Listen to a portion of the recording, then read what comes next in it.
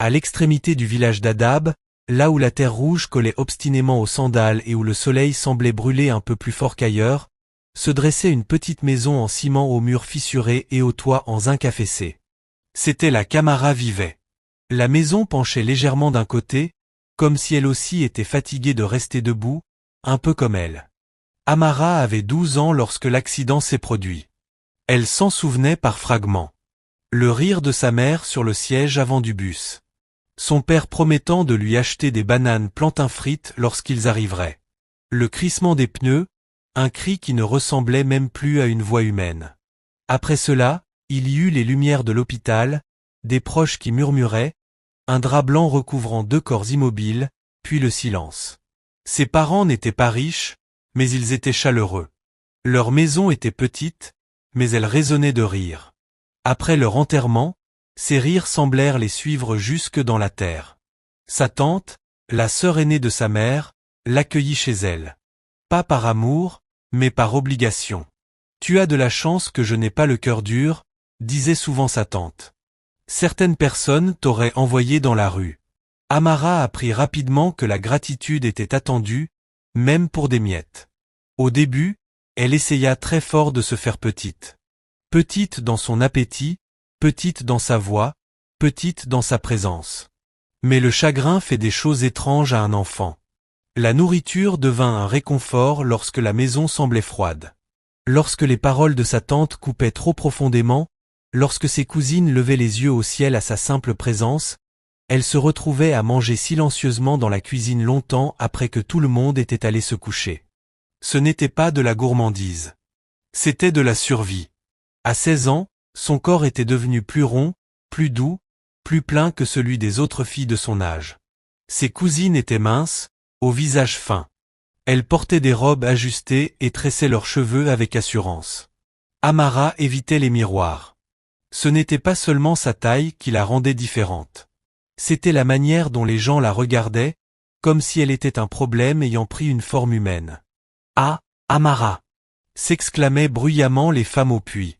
« Tu deviens un sac de riz bien rempli. » Les rires suivaient. Elle riait aussi. C'était la règle. Si tu ris de toi-même, cela fait moins mal quand les autres le font. Mais cela ne faisait jamais vraiment moins mal. Elle portait des bidons d'eau plus lourds qu'elle. Elle balayait la cour avant le lever du soleil. Elle lavait les vêtements jusqu'à ce que ses doigts deviennent pâles et ridés. Malgré cela, la phrase préférée de sa tante restait la même. « Tu manges plus que tu ne travailles. » Amara se défendait rarement. Les quelques fois où elle essayait, sa tante levait un sourcil. « Oh, tu as une bouche maintenant ? Peut-être que tu devrais l'utiliser pour aller chercher de la nourriture ailleurs. » Alors elle avalait ses mots, avec tout le reste. La saison des prétendants était la pire. Chaque fois qu'un homme et sa famille venaient rendre visite pour l'une de ses cousines, la maison se transformait. On recouvrait les fissures de peinture fraîche, on accrochait de nouveaux rideaux, et l'odeur du poulet frit flottait dans l'air. Amara recevait un pagne et un ordre sec. « Reste dans la chambre du fond. »« Pourquoi ?» demanda-t-elle un jour à 17 ans. Sa tante la regarda lentement de haut en bas. « Parce que personne ne veut voir ça quand on cherche une épouse. Pas même son nom. Juste ça. » Alors elle s'asseyait au bord de son petit matelas, écoutant les rires venant du salon, le tintement des verres et les doux gloussements de ses cousines. Une fois, la curiosité l'emporta. Elle sortit brièvement pour apporter un plateau de boisson. Sa tante était trop occupée à vanter les talents culinaires de sa fille pour l'arrêter. La pièce devint silencieuse. Les yeux de la mère visiteuse parcoururent Amara en un seul regard rapide et évaluateur. « Oh !» dit la femme en pinçant poliment les lèvres. C'était tout. Juste « oh !» Amara en ressentit le poids pendant des semaines. Après le départ des invités, sa tante la gifla. « Faut-il toujours que tu m'embarrasses ? Tu ne pouvais pas rester cachée pendant un seul après-midi ?» Amara ne pleura pas devant elle. Elle avait appris que les larmes irritaient les gens. Elle pleurait la nuit, silencieusement, le visage enfoui dans son oreiller mince, priant pour qu'aucun son ne s'échappe de sa gorge. Les garçons du village n'étaient pas plus gentils. « Amara, si on te pousse, tu vas rouler en bas de la colline ?» crièrent-ils un jour sur son passage. Elle continua de marcher. Une autre fois, un jeune homme audacieux lui barra la route. Si je t'épouse, ta dot comprendra-t-elle de la nourriture gratuite à vie? Demanda-t-il à ses amis. Ils éclatèrent de rire. Elle passa soigneusement à côté de lui. Son cœur battait fort, non pas de colère, mais d'humiliation. À 18 ans, la plupart des filles de son âge avaient des admirateurs. Elle recevait des billets secrets, des appels téléphoniques tard le soir, des promesses murmurées derrière les manguiers. Amara recevait le silence. Ou pire, des moqueries déguisées en humour. Et pourtant, malgré tout, elle restait douce. C'était la chose étrange. La douleur ne l'avait pas endurcie. Elle l'avait adoucie. Elle aidait une vieille femme à traverser la route chaque jour de marché. Elle nourrissait les chiens errants avec des restes. Elle aidait les enfants du quartier qui avaient du mal à lire. Elle portait la gentillesse comme si c'était le seul héritage que ses parents lui avaient laissé. Parfois, tard dans la nuit, elle s'asseyait dehors et regardait les étoiles. « Je sais que vous pouvez me voir », murmurait-elle doucement en parlant à ses parents. « J'essaie. » C'était toujours la même phrase. « J'essaie. J'essaie d'être assez bien. J'essaie d'être assez invisible. J'essaie de survivre. » Un après-midi, tout changea.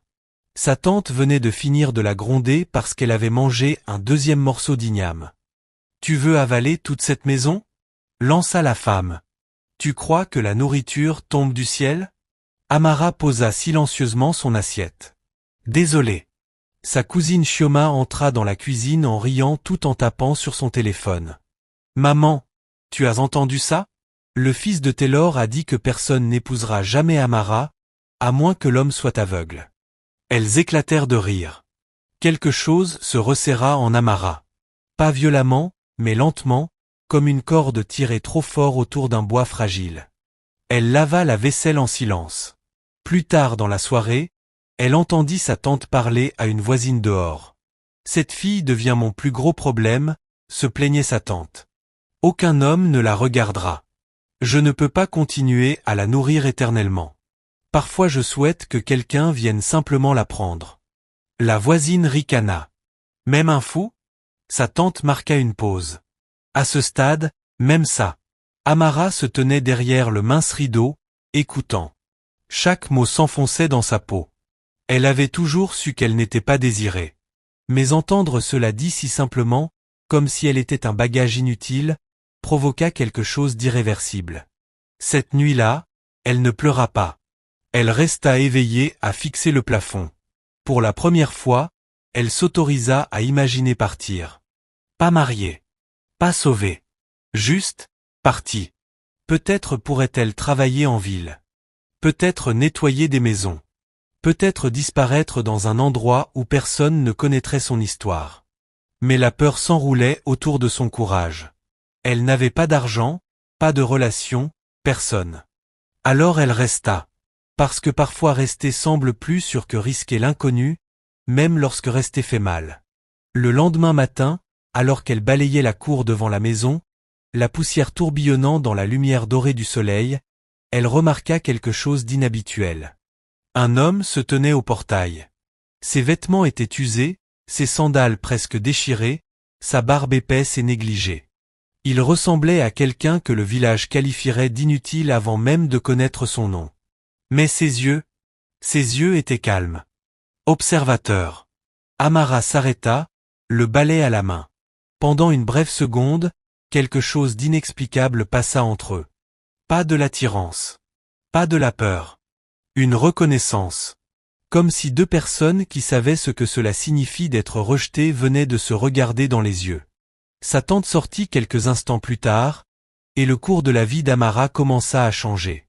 Mais elle ne le savait pas encore. Tout ce qu'elle savait, c'est qu'elle était fatiguée d'être la fille que personne ne voulait. Et parfois, lorsque le monde a fini de te sous-estimer, le destin commence silencieusement au portail. L'homme ne ressemblait pas à un prétendant. Il ressemblait à quelqu'un qui avait pris un mauvais tournant dans la vie et n'avait jamais retrouvé son chemin. Sa chemise avait perdu toute couleur. Autrefois bleue, elle était maintenant d'un gris fatigué. Les manches étaient retroussées de façon inégale, révélant des avant-bras fort couverts de poussière rouge. Son pantalon était propre, mais vieux, soigneusement rapiécé aux genoux. Ses sandales avaient été recousues plus d'une fois. Et pourtant, il se tenait droit. Pas voûté. Pas suppliant. Simplement, présent. Amara abaissa lentement son balai. Sa tante s'avança, l'irritation déjà visible sur son visage. Oui, qu'est-ce que vous voulez? Lança-t-elle sèchement avant même que l'homme ne puisse parler. L'homme inclina poliment la tête. Bon après-midi, madame. Sa voix était calme, profonde, éduquée. Elle ne correspondait pas à son apparence. Je cherche une épouse. Le balai glissa des mains d'Amara et tomba doucement au sol. Sa tante cligna des yeux une fois, puis deux. Une épouse? Répéta-t-elle en le regardant ouvertement. Vous? Oui, madame. Il n'y avait aucune arrogance dans son ton. Aucune honte non plus. Seulement de la certitude. À présent, deux voisins avaient ralenti leur marche pour écouter. Dans un village comme Adab, l'ennui voyageait plus vite que le vent. En quelques minutes, 3 autres femmes s'étaient rassemblées près du portail, faisant semblant d'ajuster leur pagne tout en regardant sans la moindre gêne. La tante d'Amara croisa les bras. « Et qu'avez-vous à offrir à cette épouse » demanda-t-elle sèchement. « J'ai l'honnêteté, » répondit-il. Quelqu'un renifla derrière lui. « L'honnêteté ne permet pas d'acheter du gari » murmura une femme. L'homme continua, imperturbable. « J'ai la force de travailler. Et je suis prêt à construire avec celle qui choisira de construire avec moi. » Le mot « choisira » resta suspendu dans l'air. Amara sentit quelque chose se tordre dans sa poitrine. Choisir. Comme si des femmes comme elle avaient vraiment le choix. Sa tante éclata d'un rire théâtral. Construire? Ricana-t-elle. Tu n'as même pas l'air capable de construire un poulailler. La petite foule éclata de rire. Amara souhaita que la terre s'ouvre sous ses pieds. Mais l'homme ne broncha pas. Je ne ressemble peut-être pas à grand-chose aujourd'hui, dit-il calmement. Mais je ne ressemblerai pas toujours à cela. Cela fit rire les gens encore plus fort. L'espoir paraît ridicule quand on porte des sandales déchirées. La tante d'Amara devint soudain pensive. Pas gentille. Stratégique. Tu dis que tu veux une épouse? Demanda-t-elle en inclinant la tête. Oui, madame. Tu ne te plaindras pas? Non, madame. Tu ne la renverras pas? L'homme hésita légèrement. Pas par doute, mais par confusion. Je n'épouserai pas quelqu'un que je compte renvoyer. D'autres rires éclatèrent parmi les femmes qui observaient. La tante d'Amara se retourna théâtralement et pointa du doigt. Alors prends-la. Amara se figea. Les femmes se turent pendant une demi-seconde, puis l'explosion de rire arriva. Elle est parfaite pour lui. Oui, les deux ensemble feront un spectacle comique. Au moins, elle ne le laissera pas mourir de faim. Elle sait où trouver la nourriture. Les mots brûlaient. Les oreilles d'Amara bourdonnaient. Sa tante lui attrapa le bras et la tira brutalement en avant. Voici ma nièce, annonça-t-elle. Forte, en bonne santé. Elle a besoin d'un mari. Tu as besoin d'une femme. Le cœur d'Amara se mit à battre violemment contre ses côtes. Tata, commença-t-elle doucement. Les doigts de sa tante s'enfoncèrent dans sa peau. Tais-toi. L'homme regarda enfin Amara pleinement. Pas rapidement. Pas avec moquerie. Pleinement. Ses yeux ne parcouraient pas son corps avec dégoût comme les autres le faisaient. Il ne s'écarquillait pas de choc. Il ne se rétrécissait pas dans le jugement. Il la voyait simplement. « Es-tu d'accord » lui demanda-t-il. La question choqua tout le monde. La prise de sa tante se resserra. « Elle est d'accord » répondit sa tante rapidement. Mais l'homme ne regarda pas la tante. Il garda les yeux sur Amara. « Es-tu d'accord » répéta-t-il doucement. Personne ne lui avait posé cette question depuis des années. Sa gorge se dessécha. La foule attendait avec excitation, affamée de divertissement. Elle pouvait dire non, n'est-ce pas? Mais ensuite? Retourner à se cacher pendant les visites des prétendants. Retourner aux insultes murmurées. Retourner à être un fardeau. Au moins, le mariage même avec cet homme signifiait partir. Quitter cette maison qui semblait devenir plus petite chaque année. Elle avala sa salive. Oui, dit-elle presque inaudiblement. Les femmes poussèrent des exclamations dramatiques. Sa tante frappa une fois dans ses mains. Bien. C'est réglé. Comme ça. Aucune vraie présentation. Aucune négociation. Aucune réunion familiale. Juste une humiliation scellée comme un destin. Les préparatifs du mariage furent précipités et négligés. Il n'y avait aucune joie dans la maison, seulement le soulagement de sa tante.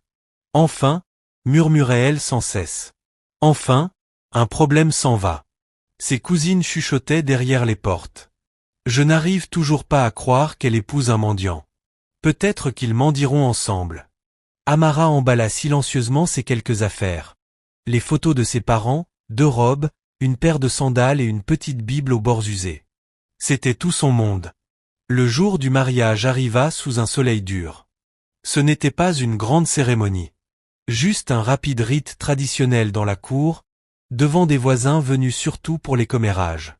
Sa tante portait son plus beau pagne et souriait trop largement. L'homme dont Tamara venait d'apprendre que le nom était Daniel se tenait calmement à ses côtés. Quand l'ancien demanda s'il l'acceptait comme épouse, sa réponse fut ferme. Oui. Quand ce fut le tour d'Amara, sa voix trembla. Oui. Les femmes poussèrent des you-you sans conviction.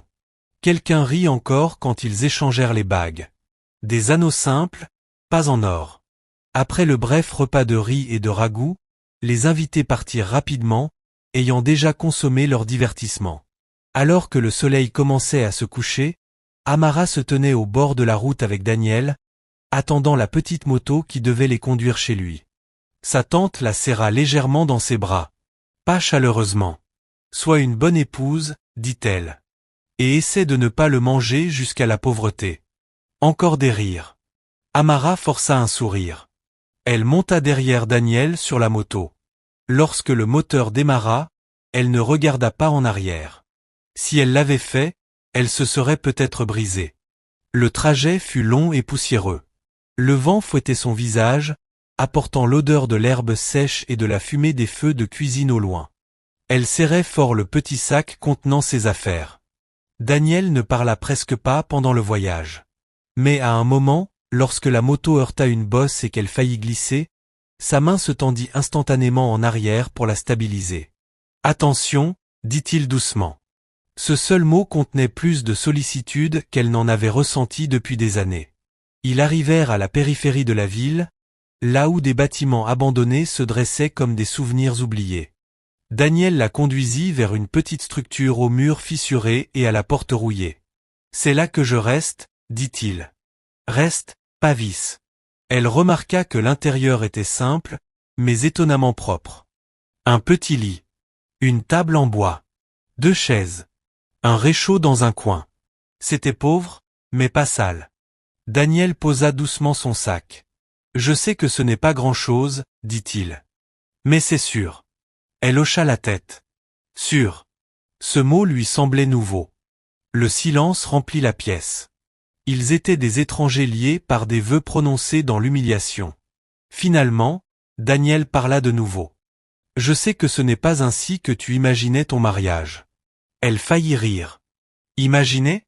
On ne lui avait jamais permis d'imaginer le mariage. » Il continua. « Tu ne me croiras peut-être pas maintenant, mais un jour tu comprendras pourquoi je suis venu pour toi. » Ses sourcils se froncèrent légèrement. « Pour moi ? Oui. Pas accepter ce qu'on lui donnait. Pas prendre ce qu'on lui offrait. Venir pour elle. » La différence était subtile, mais puissante. Elle ne le questionna pas. Elle était trop fatiguée. Cette nuit-là, allongée sur le lit étroit, regardant le plafond inconnu, elle s'attendait à ce que le regret l'envahisse. Au lieu de cela, elle ressentit quelque chose d'inattendu. Le silence. Pas d'insultes. Pas de murmures. Pas de rire moqueur. Seulement le bruit des insectes nocturnes et du vent lointain. Daniel étendit une natte sur le sol. « Prends le lit, » dit-il. « Tu es ma femme. Tu mérites du confort. » Personne ne lui avait jamais parlé ainsi. Pas avec sarcasme. Pas avec pitié. Avec dignité. Des larmes glissèrent silencieusement le long de ses tempes. Pour la première fois depuis des années, ce n'étaient pas des larmes d'humiliation. C'étaient des larmes de confusion. Parce que parfois, lorsque l'on s'attend à la cruauté et que l'on reçoit de la gentillesse à la place, cela trouble plus que la douleur elle-même. Alors que le sommeil finit par l'emporter, une pensée tournait dans son esprit. Peut-être que ce mariage n'était pas la punition que tout le monde croyait. Peut-être, juste peut-être, était-ce le début de quelque chose que personne n'avait vu venir. Et pendant ce temps, au village d'Adab, les rires résonnaient encore. Mais le destin avait déjà commencé à réécrire la plaisanterie. Le premier matin dans la maison de Daniel commença avant le lever du soleil. Amara se réveilla au chant lointain d'un coq et au poids inhabituel du silence. Pendant quelques secondes, elle oublia où elle était. Puis elle vit le plafond fissuré, le mince rideau couvrant l'unique fenêtre, et la silhouette de Daniel dormant sur la natte de l'autre côté de la pièce. Son mari. Le mot lui semblait encore étranger. Elle s'assit lentement, essayant de ne pas faire de bruit. Le lit grinça quand même. Daniel bougea légèrement, mais ne se réveilla pas. La maison était petite, une pièce principale, un minuscule espace pour se laver à l'arrière, et un coin étroit servant de cuisine. Les murs portaient de légères traces d'eau des saisons de pluie passées. Le sol en ciment était irrégulier par endroits. Un léger courant d'air passait par les bords de la fenêtre. Mais tout était ordonné. Chaque chose avait sa place. Les marmites de cuisine étaient empilées soigneusement. La table avait été essuyée et brillait de propreté. Même la natte sur laquelle Daniel dormait était pliée avec soin dans un coin. Ce n'était pas la maison d'un homme négligent. C'était la maison de quelqu'un qui survivait avec intention. Amara enroula son châle autour d'elle et sortit. Le bâtiment se trouvait à la lisière de la ville, là où les maisons devenaient rares et où les terres ouvertes s'étendaient en champs d'herbes sèches. Quelques chèvres erraient paresseusement à proximité. De fines colonnes de fumée s'élevaient des maisons lointaines alors que d'autres femmes commençaient leur cuisine du matin. Il ne fallut pas longtemps pour qu'on la remarque. Les murmures voyagèrent comme le vent. C'est la nouvelle épouse. La grosse. Oui, la femme du mendiant. Amara baissa les yeux et commença à balayer le petit espace devant la maison. Le balai frottait contre la terre rouge. Deux femmes s'approchèrent ouvertement. « Bonjour », dit l'une avec une politesse exagérée. « Bonjour », répondit Amara doucement. « Alors », continua la seconde en croisant les bras, « comment est la vie conjugale dans le luxe ?» Elles éclatèrent toutes les deux de rire. Amara força un léger sourire. « C'est paisible », dit-elle. « Paisible » répéta la première. « Dans cette maison cassée ?»« Oui », répondit Amara doucement. « Paisible. » Elles échangèrent un regard, comme si sa réponse calme avait gâché leur amusement. « Eh bien », renifla l'une d'elles, « la paix ne fait pas cuire la soupe. » Elles s'éloignèrent. Amara continua de balayer. Sa poitrine était serrée, mais pas brisée. Les insultes lui étaient familières. Ce qui lui semblait étrange, c'est qu'elles ne résonnaient plus en elle de la même manière. Dans cette maison, personne ne riait d'elle. Cela comptait plus qu'elle ne l'aurait imaginé.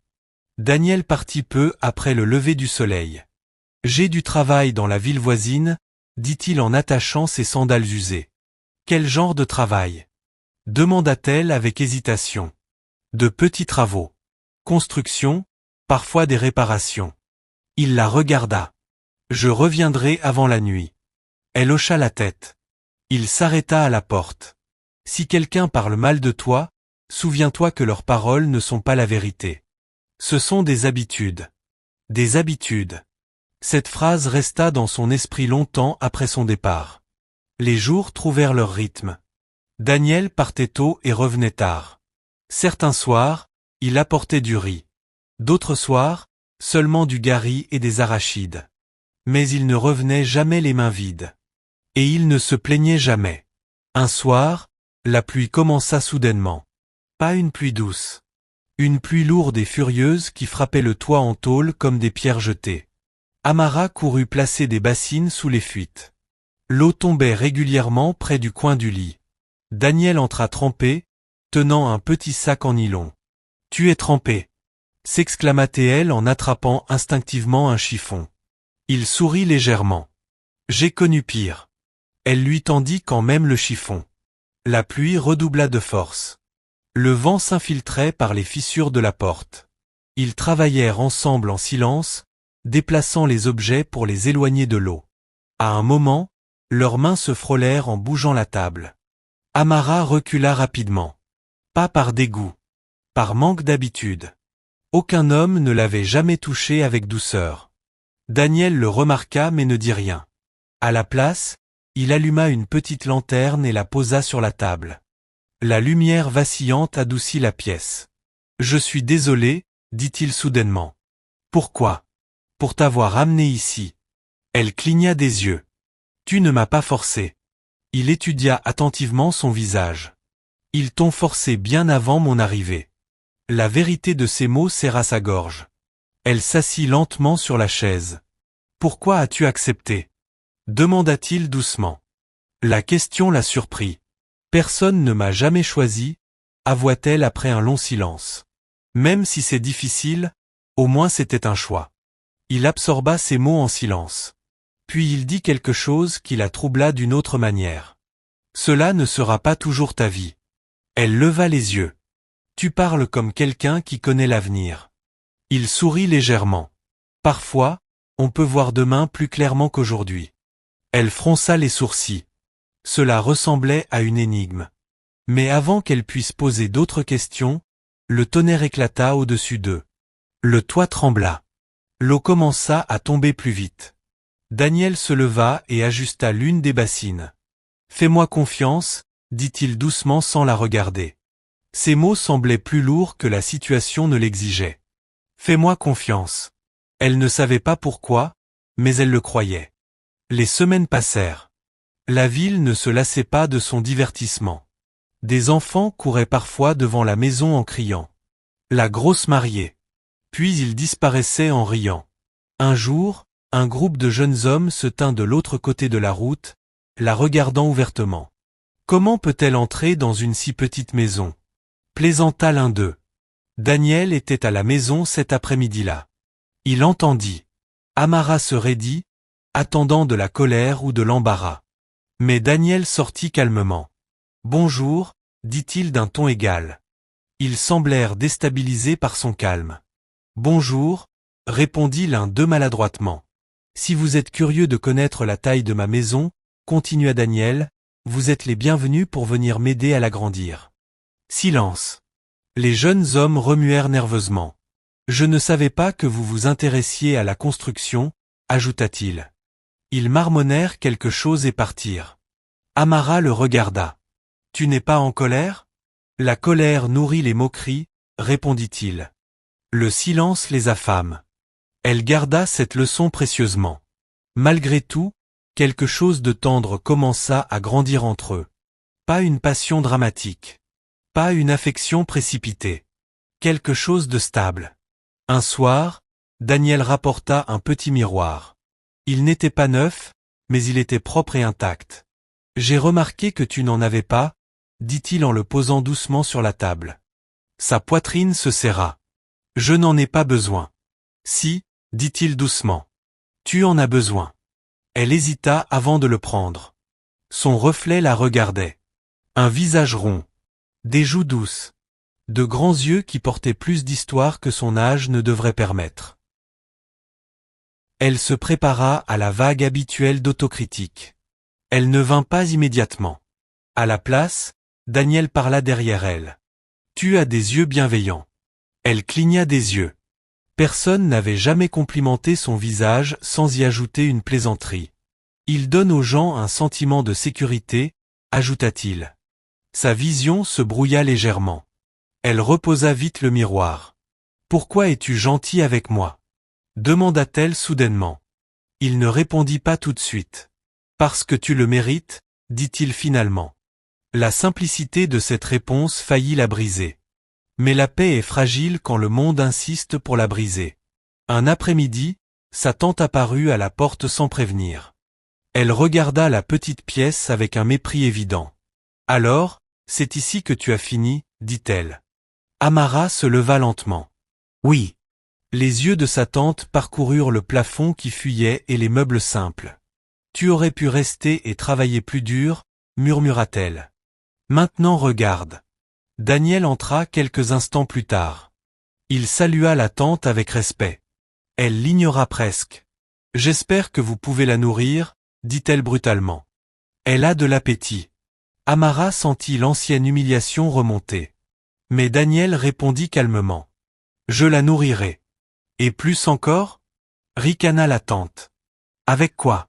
Daniel soutint son regard. « Avec le temps. » La réponse déconcerta suffisamment la tante pour qu'elle parte peu après, marmonnant. Quand la porte se referma, Amara expira lentement. « Je suis désolée, » murmura-t-elle. « Pourquoi ?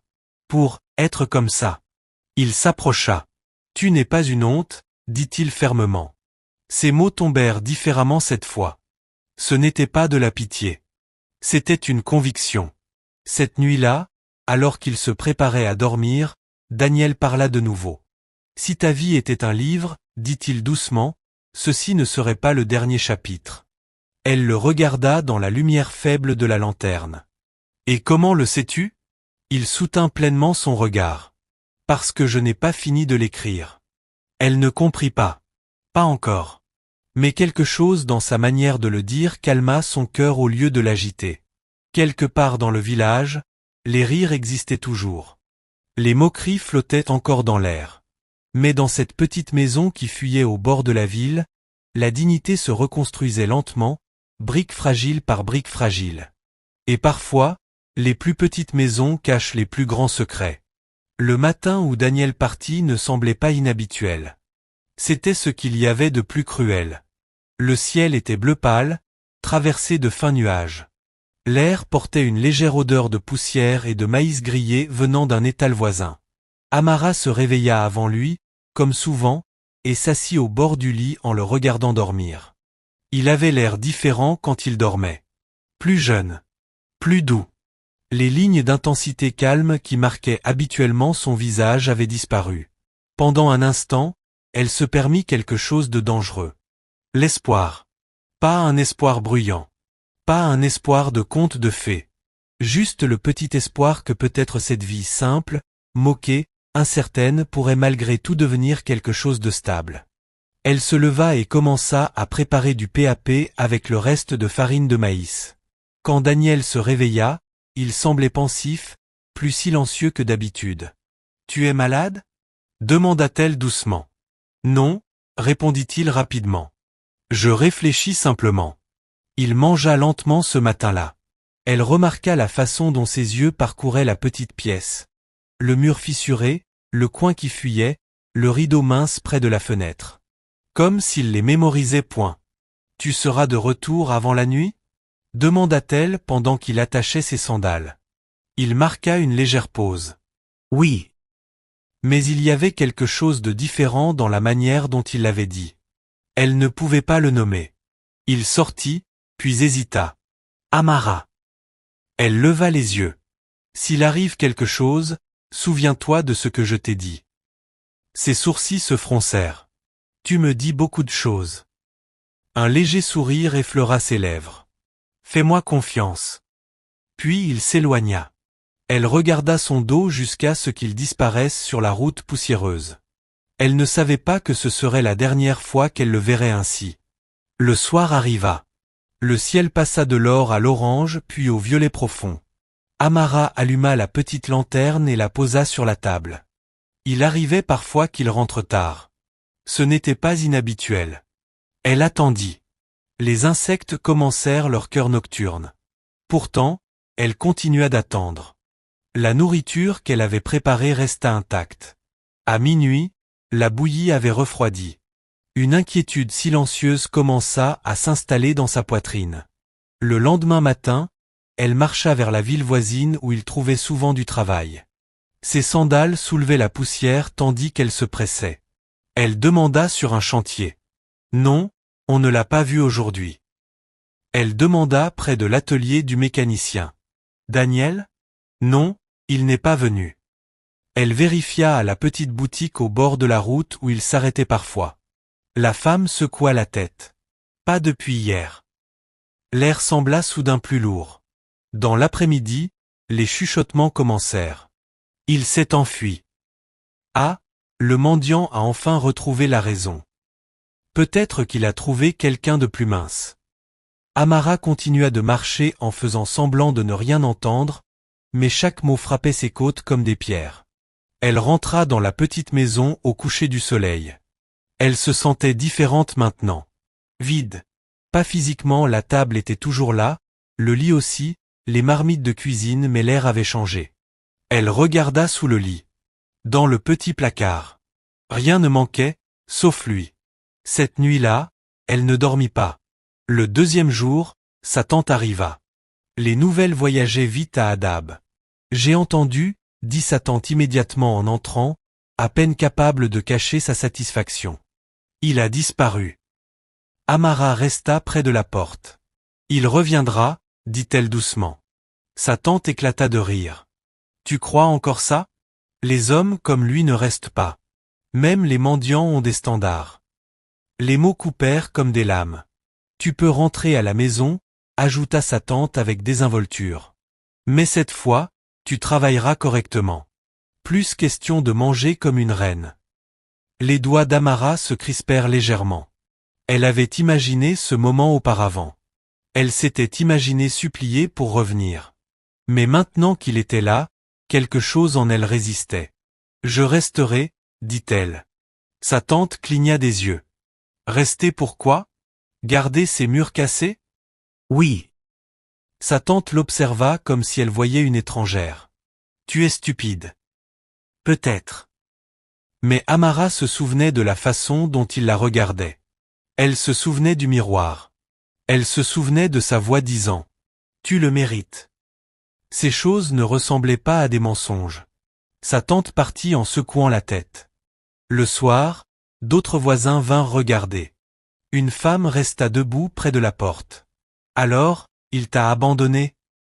Amara soutint calmement son regard. « Non. » La femme renifla. « Les hommes ne partent pas sans raison. »« Alors peut-être devriez-vous lui demander quand il reviendra. » répondit Amara doucement. La femme fronça les sourcils, déçue de ne pas voir de larmes.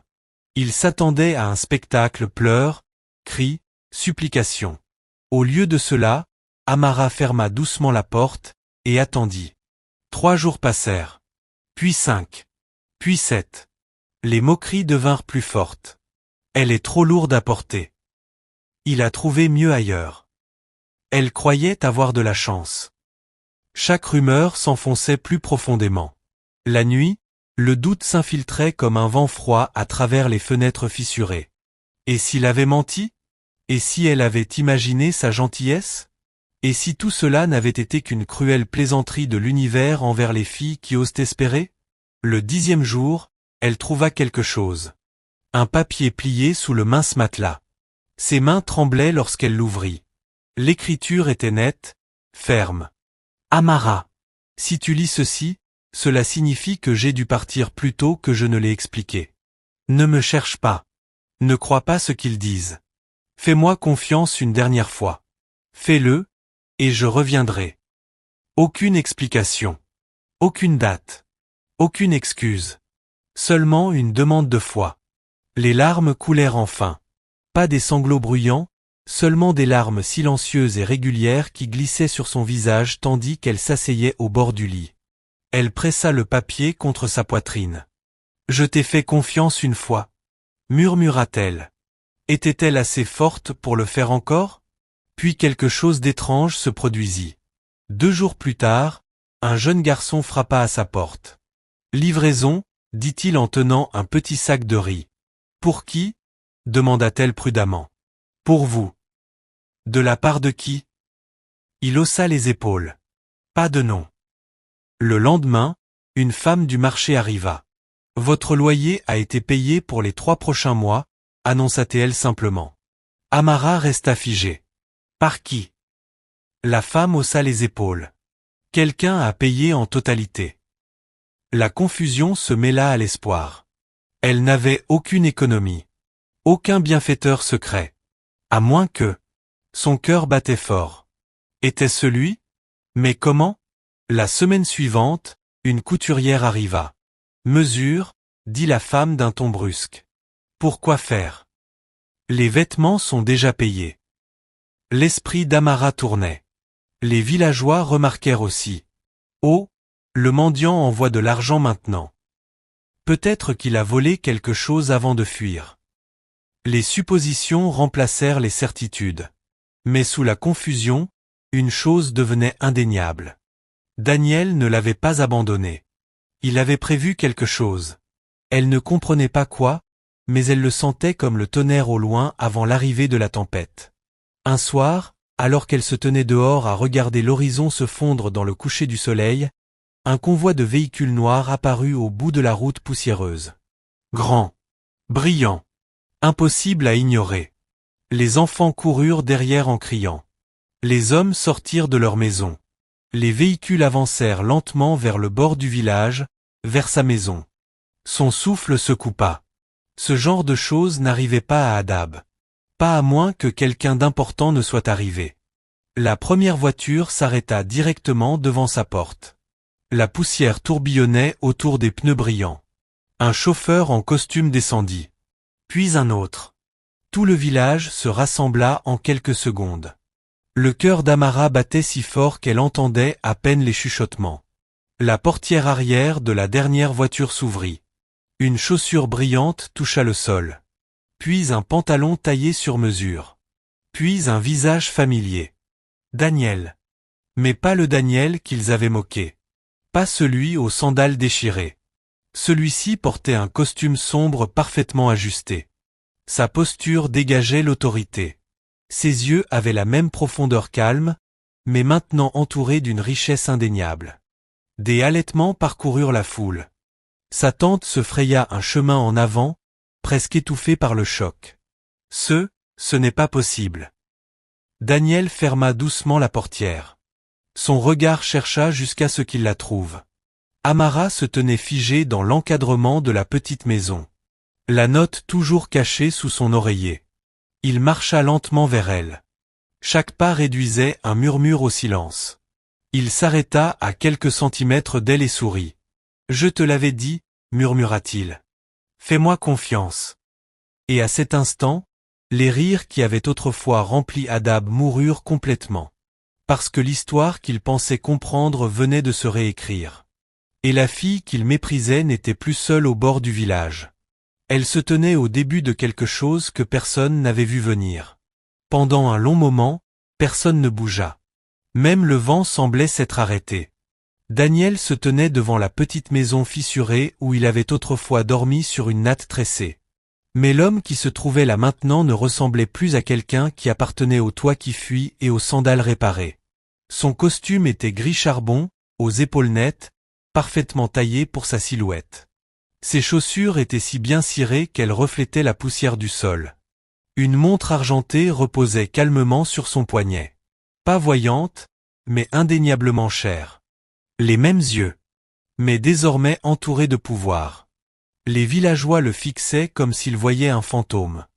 Le cœur d'Amara tonnait dans ses oreilles. Son esprit n'arrivait pas à concilier les deux versions de lui. L'homme silencieux qui réparait les bassines qui fuyaient pendant les pluies. Et la présence imposante qui descendait d'un convoi de voitures noires comme s'il possédait la route elle-même. Peut-être que c'était le cas. Derrière lui se tenaient des agents de sécurité en costume sombre. L'un d'eux gardait la portière ouverte avec respect. Un autre scrutait les alentours avec vigilance. Sa tante s'avança dans la foule. « Daniel » murmura-t-elle, sa voix tremblante maintenant. Il se tourna lentement vers elle. « Oui. » Pas d'amertume. Pas de sarcasme. Juste une certitude calme. « Toi ?» Elle cherchait ses mots. « Qu'est-ce que c'est que tout ça ?» Il jeta un regard désinvolte au véhicule. Du transport. Quelques rires nerveux s'échappèrent de la foule. Amara, elle, n'avait toujours pas bougé. Elle semblait enracinée dans l'embrasure de la porte. Les yeux de Daniel revinrent vers elle. Tout le reste s'effaça. Il marcha vers elle. Chaque pas était stable, mesuré et intentionnel. Les villageois s'écartèrent automatiquement, créant un passage dégagé. Lorsqu'il s'arrêta devant elle, il baissa la voix pour que seule elle puisse l'entendre. « Je suis désolé d'être parti comme je l'ai fait. Sa gorge se serra. Tu as dit que tu reviendrais, murmura-t-elle. J'ai dit, fais-moi confiance. Ses yeux se remplirent de larmes, mais elle refusa de les laisser couler devant tout le monde. Qui es-tu? Demanda-t-elle doucement. Il soutint son regard. Mon nom est Daniel Okafor. Un murmure parcourut la foule. Ce nom signifiait quelque chose. Même dans un petit village, la richesse a une manière de raisonner. L'un des jeunes hommes murmura assez fort. Okafor Holdings. Daniel ne confirma pas immédiatement. À la place, il prit la main d'Amara pas avec hésitation, pas en secret, mais ouvertement. Je suis revenu pour ma femme. Cette phrase tomba comme le tonnerre. Sa tante chancela presque. Femme, répéta-t-elle faiblement. Daniel se tourna maintenant pleinement vers la foule. Sa voix était calme mais ferme. Oui, ma femme. Il laissa les mots flotter dans l'air. Mon nom est Daniel Okafor, PDG du groupe Okafor Holdings. Le silence qui suivit semblait assez lourd pour fendre le ciel. Même les enfants cessèrent de bouger. Un homme plus âgé dans la foule s'avança prudemment. Okafor Holdings, l'entreprise de construction, celle qui bâtit des cités à Lagos. Daniel inclina légèrement la tête. Oui. Une vague de compréhension traversa les villageois. Okafor Holdings n'était pas une petite entreprise. Elle construisait des routes, des cités résidentielles, des tours commerciales. Elle finançait des campagnes politiques, soutenait des écoles, possédait des usines. Et l'homme qui portait autrefois des sandales déchirées en était le dirigeant. La bouche de sa tante s'ouvrit et se referma sans produire de son. Vous êtes milliardaire, murmura quelqu'un. Daniel ne sourit pas à ce mot. La richesse est relative, répondit-il calmement. Mais oui, j'ai largement assez. Largement assez. Le même homme qui avait un jour partagé le dernier reste de son gari sans se plaindre. Amara se sentait étourdie. Pourquoi? Demanda-t-elle enfin, sa voix presque inaudible. Pourquoi prétendre? Pourquoi supporter les moqueries? Pourquoi m'épouser? Daniel se tourna vers elle, et pour la première fois, quelque chose de vulnérable passa dans ses yeux. Parce que j'étais fatigué. La foule se pencha inconsciemment en avant. Fatigué des femmes qui aiment mon compte en banque. Fatigué des familles qui voient mon nom avant de voir l'homme que je suis. Fatigué d'être apprécié pour ce que je possède plutôt que pour ce que je suis. Il marqua une pause. Alors je suis parti. Des halètements s'élevèrent. J'ai vécu simplement. J'ai voyagé sans me faire annoncer. J'ai observé. Son regard balaya brièvement les villageois. La plupart des gens m'ont montré exactement qui ils étaient. Quelques visages rougirent. On m'a chassé, insulté, moqué. Un malaise amer parcourut les spectateurs. Mais ensuite, continua-t-il, je suis arrivé ici. Ses yeux s'adoucirent lorsqu'ils revinrent vers Amara. Elle m'a offert de l'eau. C'était un souvenir si simple. Amara s'en souvenait clairement le jour où il s'était tenu devant la porte. Sa tante s'était moquée de lui. Mais elle lui avait discrètement apporté un verre d'eau. C'était tout. Elle ne connaissait pas mon nom, dit Daniel. Elle ne connaissait pas ma richesse. Elle a seulement vu un homme debout sous le soleil. La foule était maintenant douloureusement silencieuse. Elle m'a traité avec dignité alors qu'elle-même n'en recevait aucune. Le souffle d'Amara se coupa. On s'est moqué d'elle. On l'a poussée vers moi comme une blague. On me l'a offerte comme si elle valait moins qu'un être humain. Sa voix se durcit légèrement. Mais elle a accepté. Il la regarda à nouveau. Elle m'a choisi. Le souvenir de ce jour revint brutalement. Les rires, l'humiliation, le poids d'être montré du doigt comme un objet rejeté. Daniel fit un pas de plus vers elle. Je ne l'ai pas épousée par pitié. Sa voix porta clairement. Je l'ai épousée parce qu'elle était la seule à ne pas diminuer mon humanité. Ces mots frappèrent plus fort que n'importe quelle insulte. Sa tante tomba soudain à genoux. Je ne savais pas, cria-t-elle. Nous ne savions pas qui vous étiez. L'expression de Daniel ne changea pas. C'était justement le but. Un homme dans la foule balbutia. Monsieur, si nous avions su, nous vous aurions traité différemment. Daniel l'interrompit calmement. Oui. Personne ne répondit. Parce que la vérité était évidente. Vous l'auriez fait, dit-il doucement. Le silence devint honte. Il se tourna entièrement vers Amara.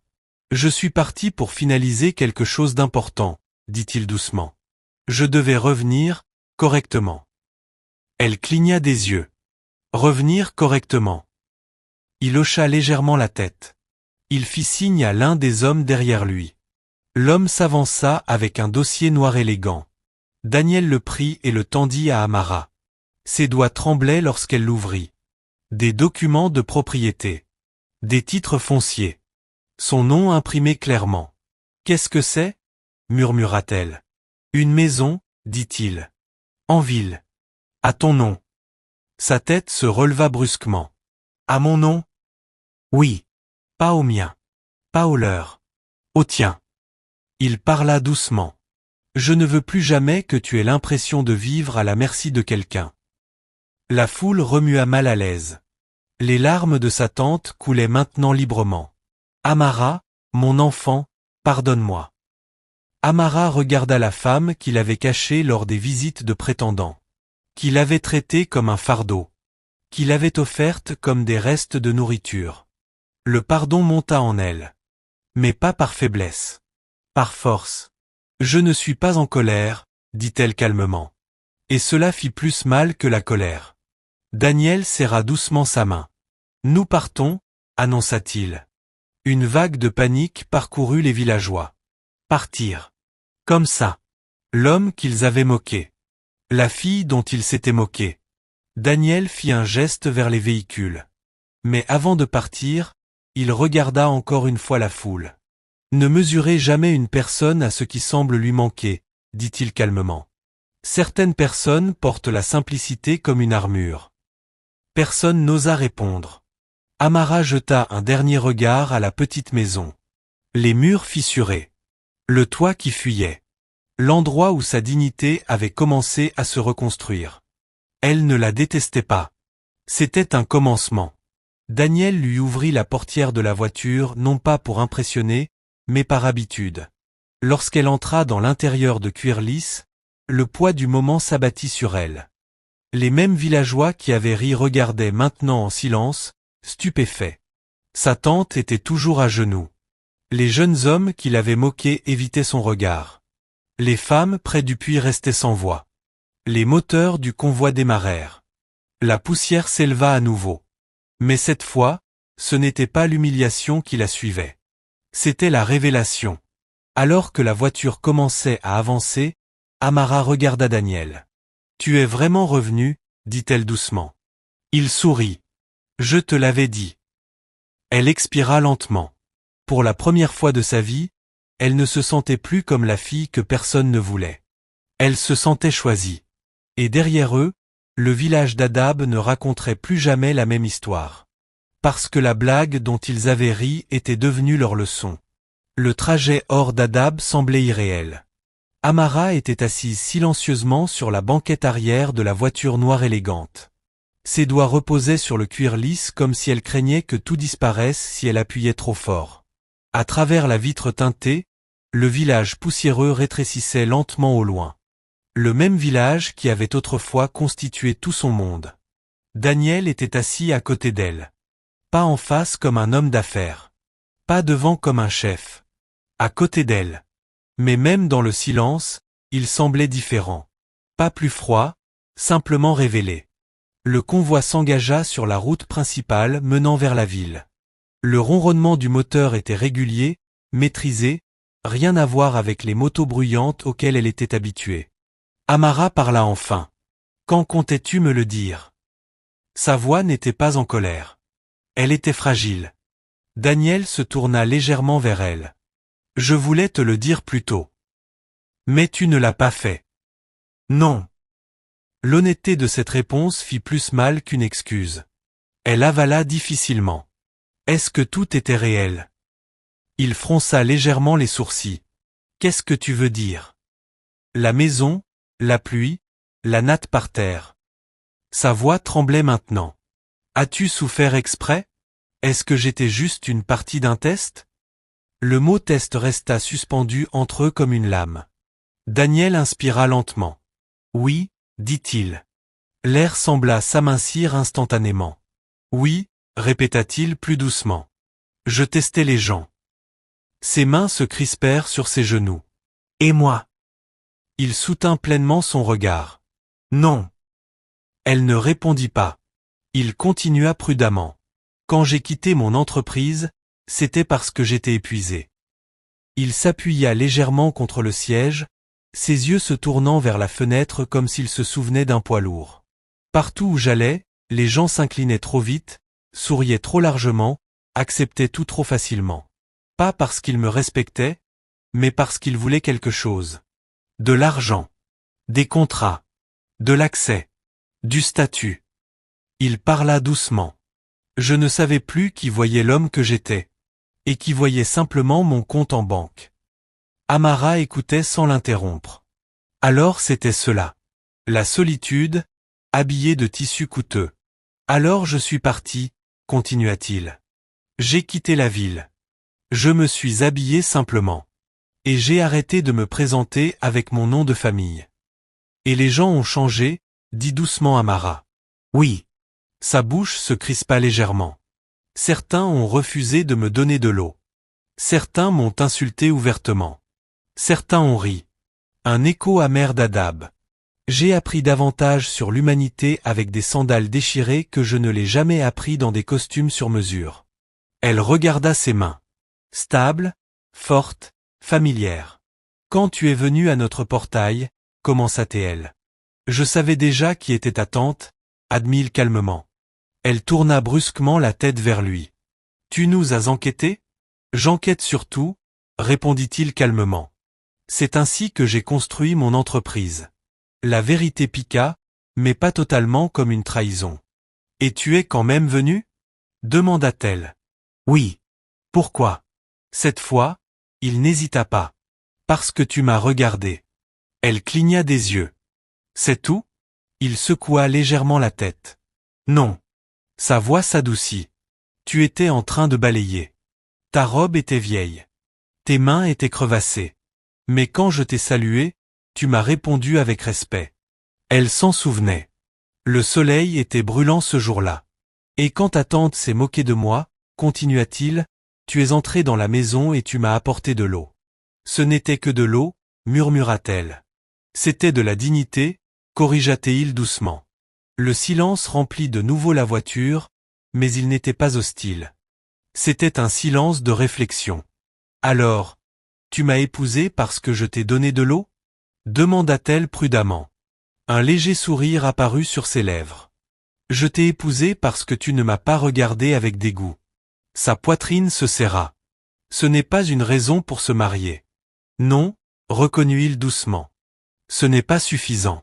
La voiture ralentit à l'approche des portes de la ville. Les immeubles élevés commencèrent à remplacer les champs secs. La circulation devint plus dense.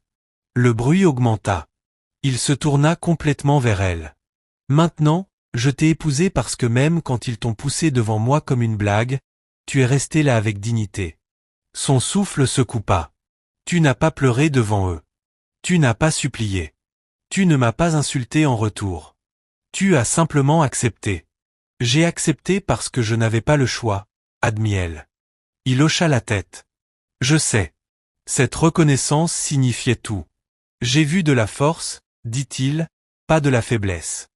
La voiture entra finalement dans un vaste domaine fermé. Les barrières de sécurité s'ouvrirent immédiatement. Les gardes saluèrent. Le cœur d'Amara recommença à battre plus vite. Les maisons à l'intérieur ne ressemblaient en rien à celles qu'elle connaissait. Grandes, impeccables, entourées de haies taillées et d'allées propres. La voiture s'arrêta devant un immense manoir blanc. Balcon en verre. Haute colonne. Jardin paysager. Elle resta bouche bée. C'est, à toi?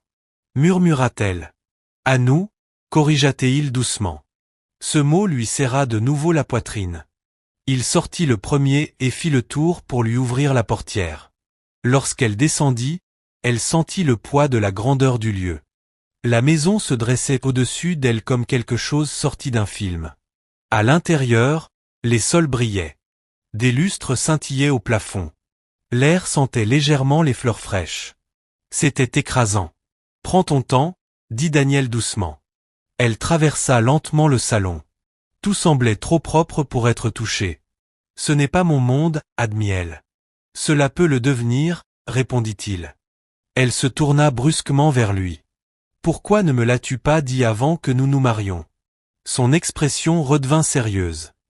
« Parce que je devais savoir si tu resterais quand je n'aurais rien. » Elle tressaillit légèrement. « Donc j'étais un test. »« Non, » dit-il fermement. « Tu étais une preuve. »« La preuve de quoi ? » Que la bonté existe encore sans récompense. Ces mots adoucirent quelque chose en elle. « Mais tu es parti, » dit-elle doucement. « Tu as disparu sans explication. » Sa mâchoire se crispa légèrement. Je devais retourner en ville. Il y avait des questions juridiques, des approbations du conseil d'administration. Je devais reprendre le contrôle. Et tu ne pouvais pas me le dire ? Si je t'avais tout dit avant que tout soit sécurisé, je t'aurais mis en danger. Elle fronça les sourcils. En danger de quoi ? De personnes qui auraient essayé de t'utiliser. Cette réponse avait du poids. Il s'approcha. Dès que c'est devenu public que j'étais marié, mon conseil d'administration a exigé des détails. Les investisseurs ont posé des questions. Les médias ont commencé à enquêter. Ses yeux s'écarquillèrent. Les médias ? Oui. Le monde d'où ils venaient était bruyant. Impitoyable. Je devais te placer en sécurité, dit-il. Des biens à ton nom. Des protections juridiques. De la sécurité. Elle regarda le dossier qu'elle tenait toujours dans ses mains. La maison à son nom. Ce n'était pas de la charité. C'était une protection. Tu ne m'abandonnais pas, murmura-t-elle lentement. Non. Je te préparais. Oui. Les larmes montèrent enfin dans ses yeux. Pas de douleur cette fois. De compréhension.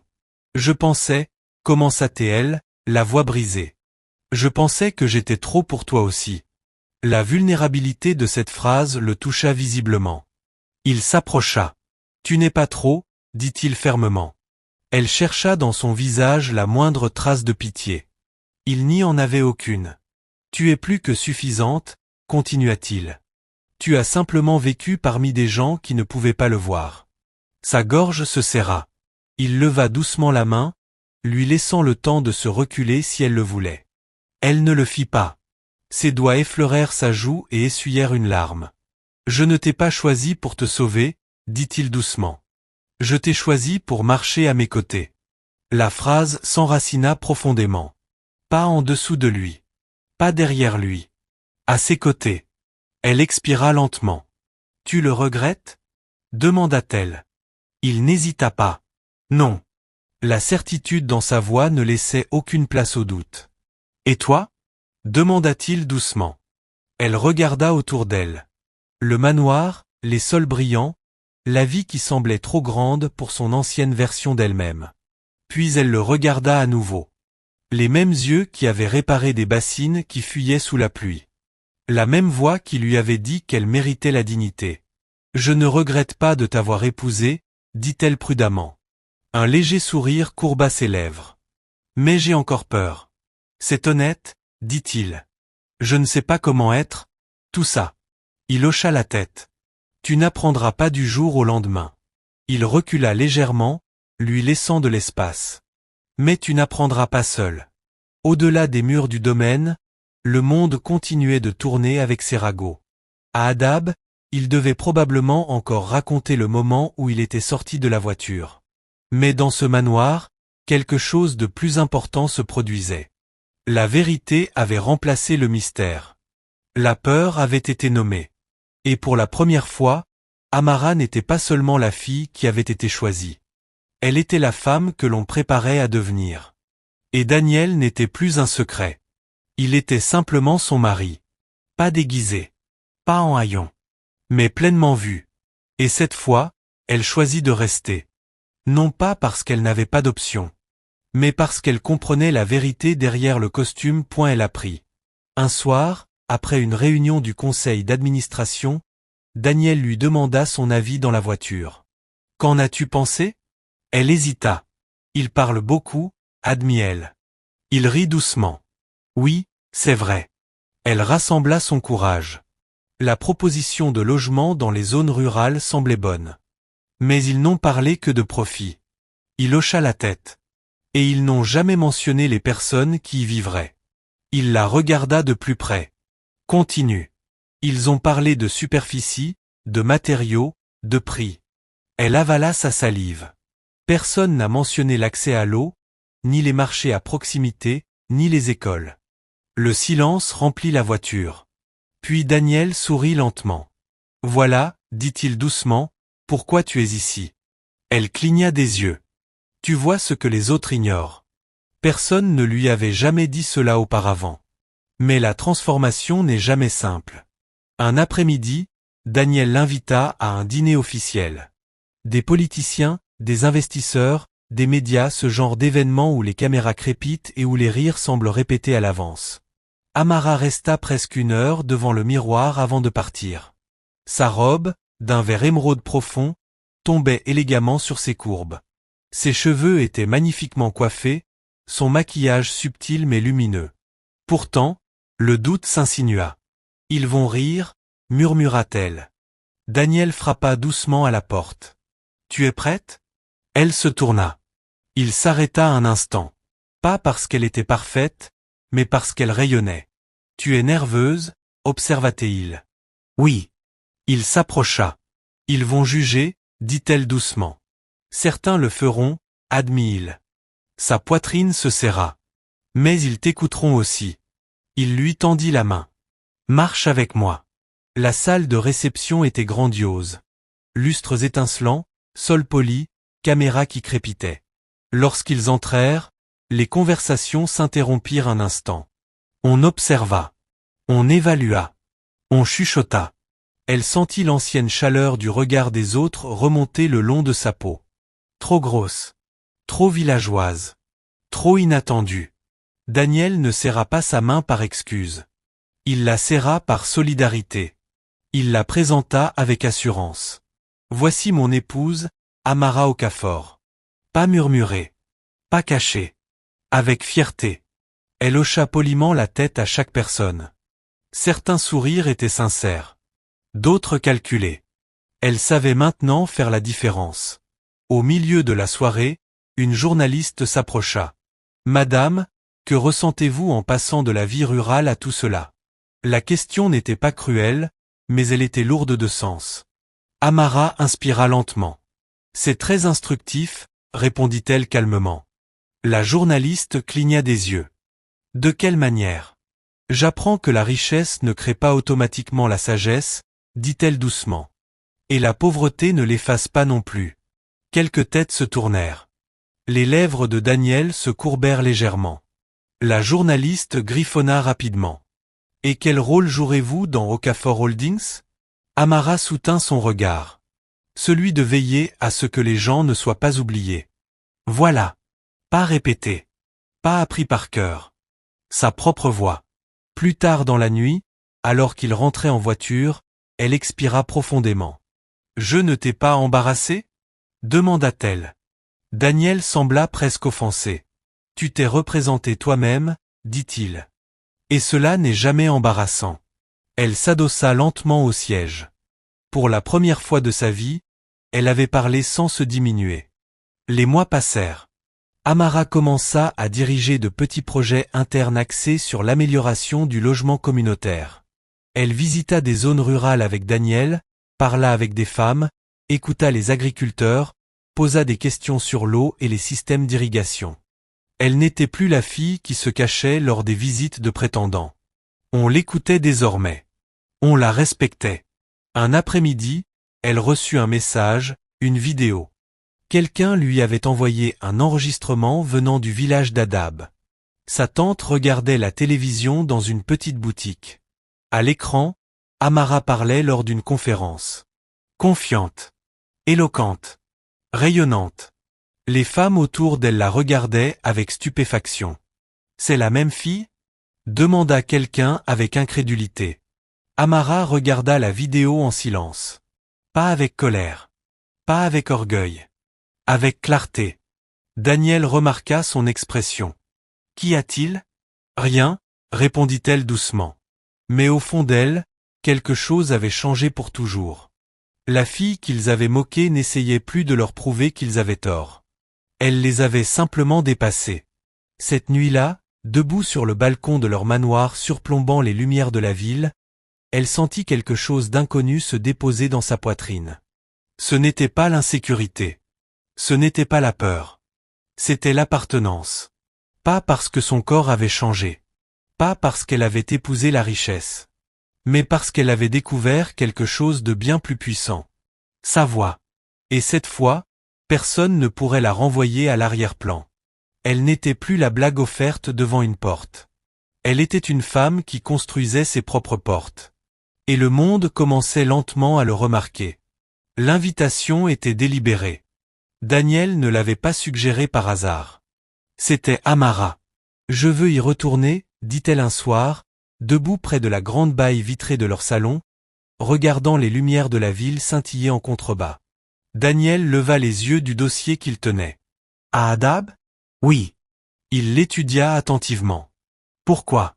Elle croisa les bras doucement, réfléchissant. « Pas pour prouver quoi que ce soit, » dit-elle lentement. « Mais si je n'y retourne jamais, j'aurai toujours l'impression d'avoir fui. » Il referma le dossier. « Tu ne leur dois aucune explication. »« Je sais, » répondit-elle doucement. « Ce n'est pas pour eux. » Il attendit. « C'est pour moi. » Cela suffit. En quelques semaines, les préparatifs furent lancés. Pas pour une simple visite privée. Mais pour quelque chose de plus grand. Le lancement d'une œuvre caritative. Une fondation enregistrée à son nom, l'initiative Amara, consacrée à l'éducation et au logement des jeunes filles orphelines dans les communautés rurales. Lorsque les lettres officielles arrivèrent au village d'Hadab annonçant que l'événement s'y tiendrait, la confusion se répandit comme une traînée de poudre. Amara ? Quelle Amara ? La femme du mendiant ? Non, celle-là est partie en ville. J'ai entendu dire qu'elle a épousé un homme riche. Riche comment ? Les spéculations fleurirent. Et sous ces murmures, une certaine gêne. Le jour de l'événement arriva, lumineux et chaud. Le terrain poussiéreux près de la place du village avait été nettoyé et décoré. Un grand chapiteau blanc flottait dans la brise. Des rangées de chaises étaient soigneusement alignées. Une scène avait été construite simple mais digne. Des banderoles affichaient clairement le nom de la fondation. Les habitants arrivèrent tôt. La curiosité est plus forte que l'orgueil. Sa tante arriva vêtue de son plus beau pagne, celui qu'elle gardait pour les mariages et les anniversaires d'église. Son visage portait une expression tendue. Ni tout à fait de l'excitation. Ni tout à fait de la peur. Les mêmes femmes qui avaient autrefois moqué Amara se tenaient maintenant en petits groupes, chuchotant avec prudence. « Tu crois qu'elle va nous parler ? Peut-être qu'elle ne nous regardera même pas. J'ai entendu dire qu'elle vit dans un manoir. » Puis le convoi apparut. Moins spectaculaire que la première fois, mais impossible à ignorer. Les voitures arrivèrent lentement et se garèrent en ligne. La sécurité descendit d'abord, observant discrètement les environs. Puis Daniel sortit. Il portait un costume clair, élégant mais simple.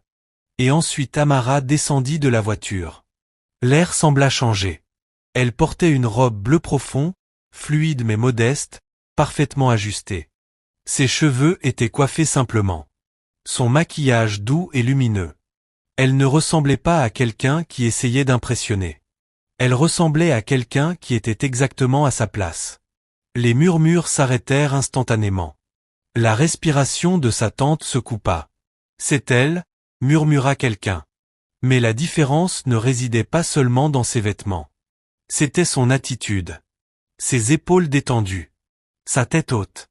Son regard stable. Elle ne scrutait pas la foule avec anxiété. Elle avançait calmement. Daniel marchait à ses côtés. Pas devant. Pas derrière. À ses côtés.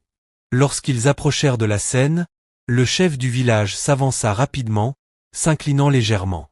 Madame Amara, dit-il respectueusement. Le mot madame résonna au-delà du simple son. Amara sourit poliment. Merci de nous accueillir. Sa voix était claire, assurée, mesurée. Aucun tremblement. Aucune hésitation. Ils prirent place sur la scène. Le programme commença. Discours des responsables locaux, présentation formelle, applaudissements polis. Mais tout le monde attendait elle. Enfin, son nom fut appelé.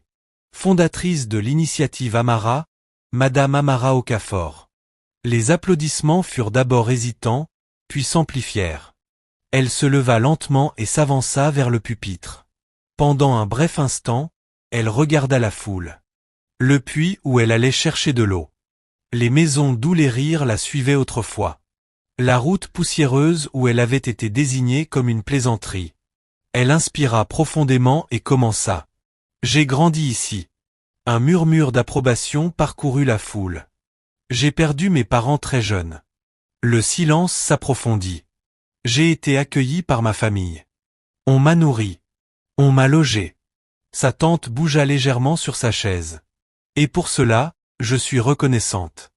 La phrase tomba avec précision. Ni accusation. Ni éloge. Puis elle continua. Mais j'ai aussi appris quelque chose d'important ici. Elle marqua une pause. Ce que cela fait d'être invisible. La foule devint parfaitement immobile.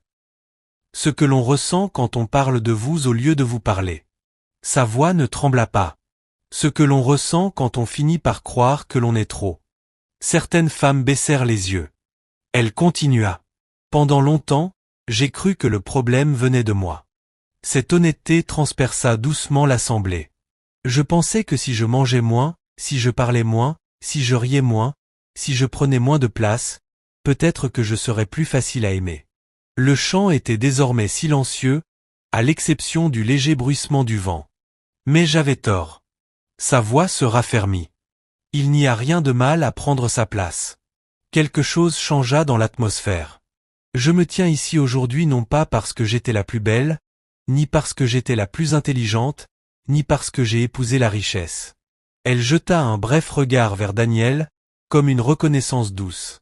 Je suis ici parce que j'ai appris que la dignité ne dépend pas de l'opinion des autres. Les applaudissements commencèrent doucement, puis devinrent plus forts. Elle leva légèrement la main pour demander le silence. Cette fondation n'est pas une œuvre de charité. Elle laissa les mots s'installer. C'est une opportunité. Elle désigna la banderole derrière elle. Il y a des filles dans ce village et dans tant d'autres qui entendent dire qu'elles sont un fardeau. Le visage de sa tante pâlit. Il y a des filles qui se cachent pendant les visites de prétendants. Quelques personnes altèrent. Il y a des filles qui se rétrécissent pour que les autres se sentent à l'aise. La vérité était trop précise pour être ignorée. Je veux qu'elles sachent qu'elles n'ont pas besoin de se rétrécir. Sa voix se fit plus douce.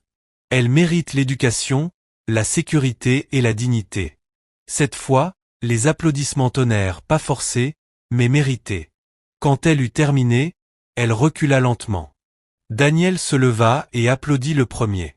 Puis toute la foule suivit non par obligation, mais par reconnaissance. Après la cérémonie, les gens s'approchèrent d'elle avec prudence. Les femmes qui autrefois riaient souriaient maintenant nerveusement. « Tu as bien parlé » dit l'une d'elles doucement. « Merci » répondit Amara calmement. Aucune amertume. Aucune arrogance. Juste de la grâce. Puis sa tante s'approcha lentement. Ses yeux étaient humides. « Amara » murmura-t-elle. Amara se tourna entièrement vers elle. Pas sur la défensive. Pas froidement. Simplement présente. J'avais tort, dit sa tante doucement. À propos de beaucoup de choses. L'aveu trembla dans l'air. Amara l'observa un long moment. Des années de souvenirs passèrent entre elles dans le silence. Je sais, dit Amara doucement. Les larmes coulèrent sur le visage de sa tante. Peux-tu me pardonner ? La question resta suspendue, lourde. Amara aurait pu utiliser ce moment pour se venger. Elle aurait pu lui rappeler chaque insulte, chaque gifle, chaque humiliation. Mais elle choisit quelque chose de plus lourd. Je t'ai pardonné avant même de partir, dit-elle doucement. Sa tante resta stupéfaite.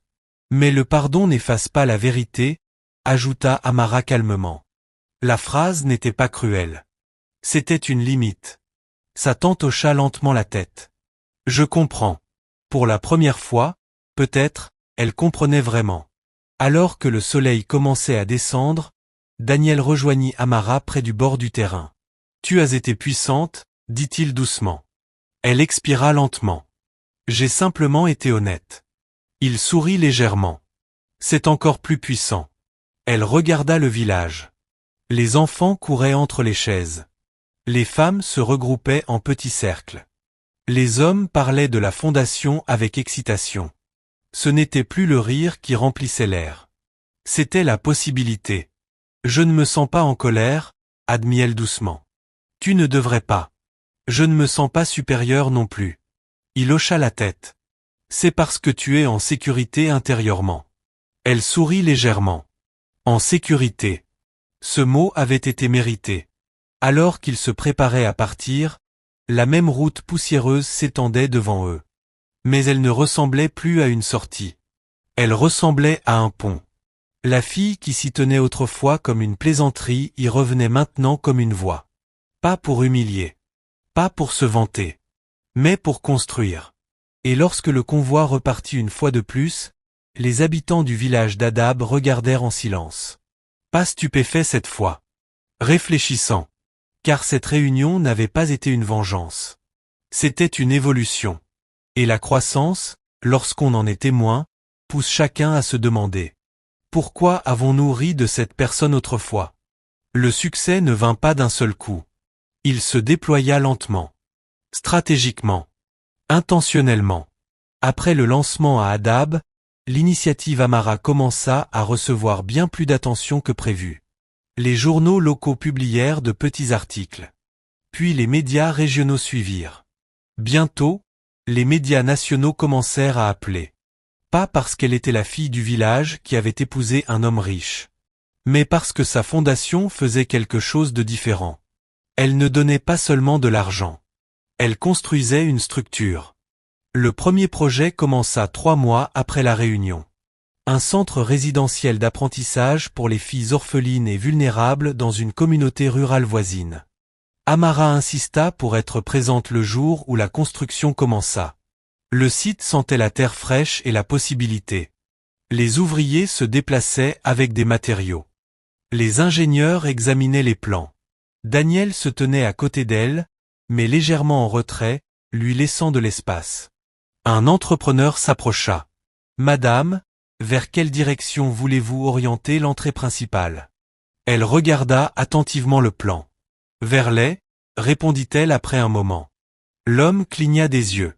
« L'est ?» ?»« Oui » dit-elle calmement. « Ainsi, les filles se réveilleront avec le lever du soleil. » Il sourit lentement. « Très bien. » C'était un petit détail. Mais les petits détails façonnent l'atmosphère. Daniel se pencha vers elle. « Tu penses à long terme. »« Je sais ce que cela fait de se réveiller dans l'obscurité, » répondit-elle doucement. Il ne répondit pas. Il n'en avait pas besoin. À mesure que la construction progressait, Amara s'impliqua davantage dans Okafor Holdings également. Pas comme une décoration. Pas comme une épouse symbolique. Mais comme une contributrice. Au début, certains membres du conseil résistèrent. Quelques cadres plus âgés échangèrent des regards sceptiques pendant les réunions. « Elle n'a pas de formation formelle » murmura l'un d'eux à Daniel. La réponse de Daniel fut simple.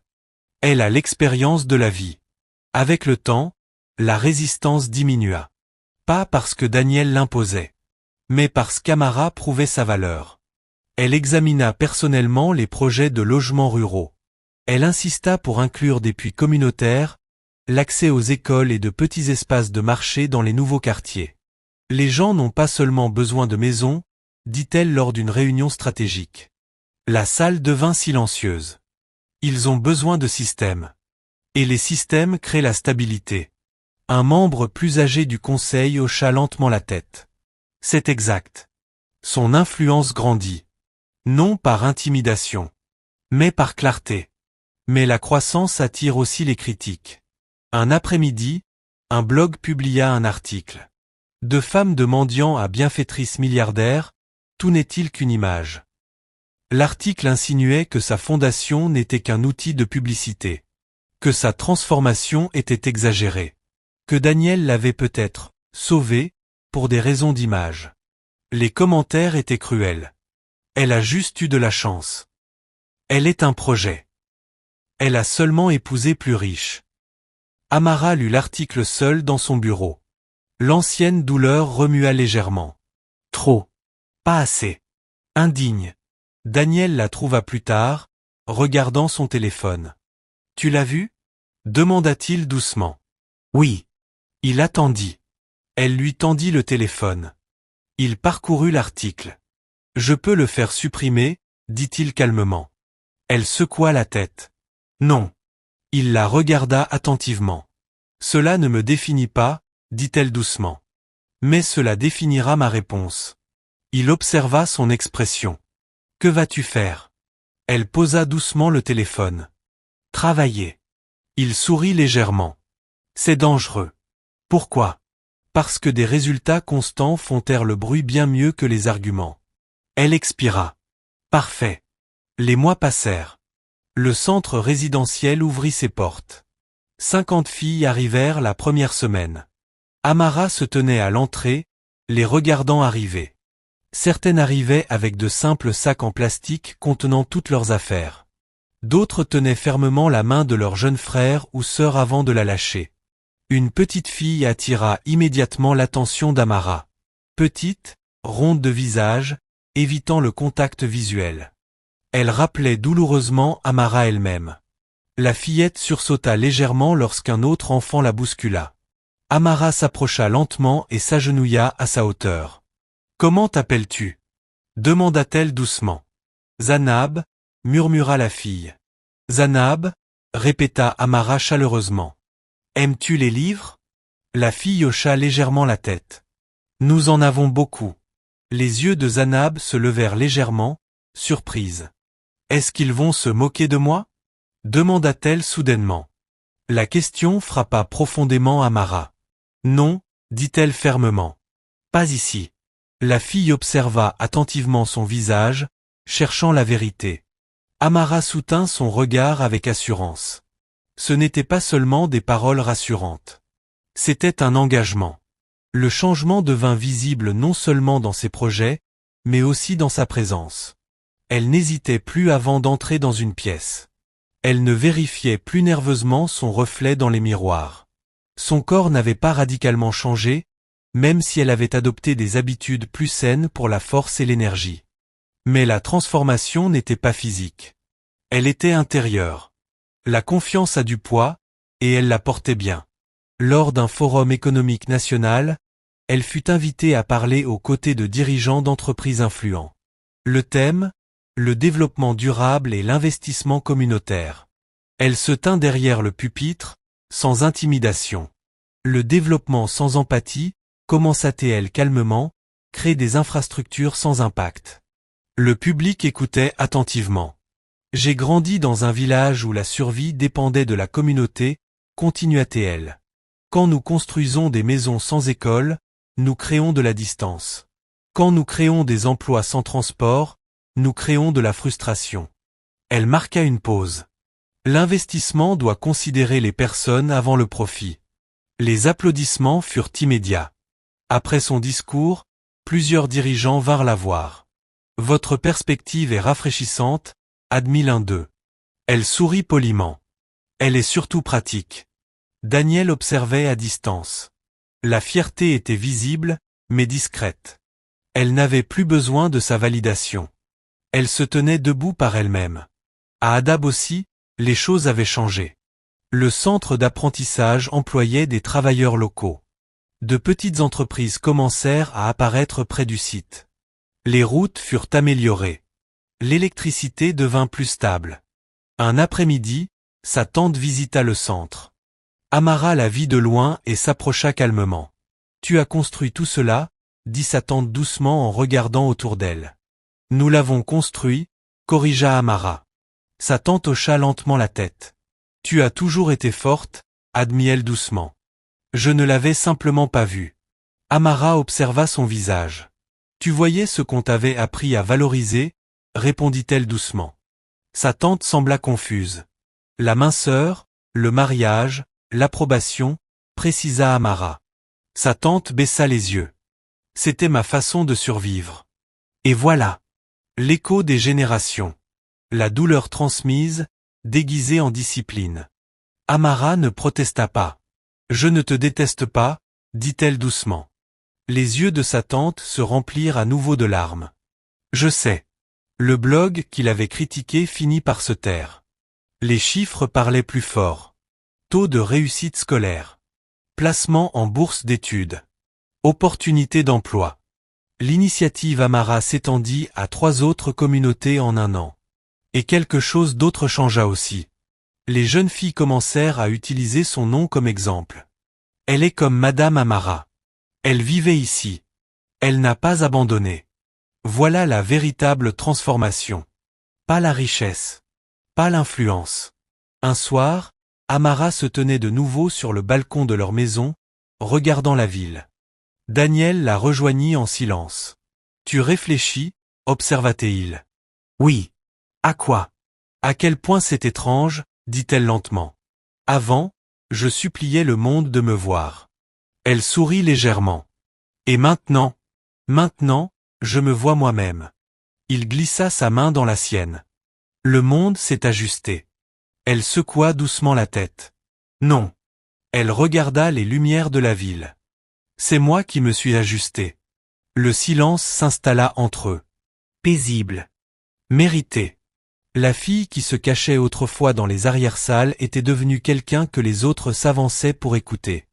L'orpheline autrefois appelée Fardeau avait construit des systèmes de soutien. Les rires qui la suivaient autrefois avaient été remplacés par quelque chose de plus fort. Le respect. Et cette fois, il ne venait pas de la richesse de son mari. Il venait de sa propre voix. Le changement n'avait pas été bruyant. Il n'avait pas été spectaculaire. Il avait été constant. Et les choses constantes durent. Et quelque part, dans des villages bien au-delà d'Adab, des filles se réveillaient face au lever du soleil. Parce qu'elle avait pensé à orienter un bâtiment vers l'est. C'était le genre de pouvoir qui ne disparaît pas. Et elle ne faisait que commencer. 5 ans plus tard. Le village d'Adab ne ressemblait plus au même endroit. La route poussiéreuse qui avalait autrefois les sandales était désormais pavée. De petites boutiques bordaient la place du marché. Une modeste clinique se tenait près du puits. Des lampadaires solaires s'allumaient au crépuscule. Le changement n'était pas arrivé du jour au lendemain. Il avait été intentionnel. Et même si Okafor Holdings finançait les infrastructures, tout le monde savait de qui venait la vision. Madame Amara Okafor. Ce nom ne paraissait plus surprenant. Il paraissait établi. À Lagos, le siège d'Okafor Holdings bourdonnait de précision. Les murs de verre reflétaient le mouvement et l'ambition. Les assistants se déplaçaient rapidement entre les réunions. Les téléphones sonnaient avec régularité. Dans la salle du conseil exécutif, Amara était assise en tête de table. Pas à côté de Daniel. À la tête. Les membres du conseil attendaient pendant qu'elle examinait une proposition. Une nouvelle expansion de logements abordables dans 3 communautés rurales supplémentaires, avec écoles et centres de santé intégrés. Elle referma doucement le dossier. Nous avançons, dit-elle calmement. Pas d'hésitation. Pas de recherche d'approbation. Juste une décision.